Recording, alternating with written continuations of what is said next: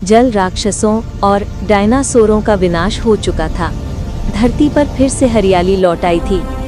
हवा में जीवन का संगीत गूंज रहा था, पर इस शांति के भीतर एक अदृश्य माया अब भी जीवित थी, जो वृक्षों, बेलों और जड़ों में छिपकर अपना नया रूप ले रही थी। धीरे धीरे पूरा जंगल करवट लेने लगा। पेड़ों के तने कांपने लगे, शाखाएं सर्पों की तरह हिलने लगी और धरती की गहराइयों से जड़ें ऊपर उठने लगी। वो माया वृक्षों में समा गई थी। उसने भवानी की बाहों, चरणों और कंधों को अपनी जड़ों से बांध लिया। धरती का हर कण जैसे उनकी शक्ति को रोकने लगा। भवानी ने आंखें बंद की और शांत स्वर में कहा, तूने जीवन का रूप लेकर विनाश रचा है माया, अब मैं विनाश बनकर ही तेरा अंत करूंगी। क्षण भर में उनका रूप बदल गया।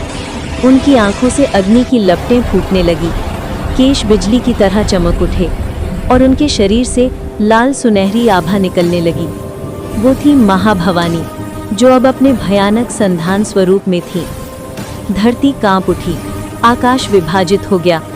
उन्होंने अपने दोनों हाथ फैलाए और एक तेजस्वी गर्जना की, वृक्ष रूपी माया, तेरा अस्तित्व अब समाप्त है।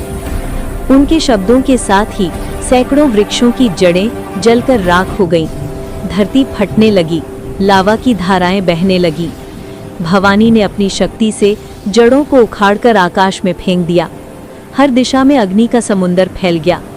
वृक्षों की चीखें हवाओं में गूंजने लगीं। तभी भवानी के दूत, एक तोता उड़ता हुआ आया। उसने कहा, माता, ये माया जंगल की आत्मा में बसी है। यदि सब जल गया तो जीवन भी नष्ट हो जाएगा। भवानी ने मुस्कुराकर उत्तर दिया, जब माया जीवन को निगलने लगे तब उसे मिटाना ही नया जीवन बन जाता है। उन्होंने अपने त्रिशूल से भूमि पर प्रहार किया। वो प्रहार इतना प्रचंड था कि सारी माया एक काले गोले में सिमट गई। भवानी ने उसे देखा।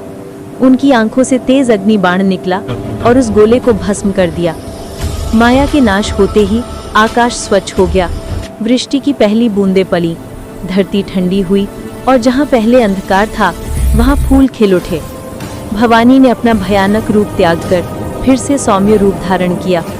उनका मुखमंडल अब शांत था, आंखों में करुणा और मुस्कान थी। उन्होंने अपने हथेलियों से मिट्टी उठाई और कहा, हर अंत में आरंभ छिपा होता है। ये धरती अब फिर से जीवन देगी। वो मिट्टी हवा में बिखर गई और उसी से नए पेड़, नई कोंपलें, नया जीवन फूट पड़ा।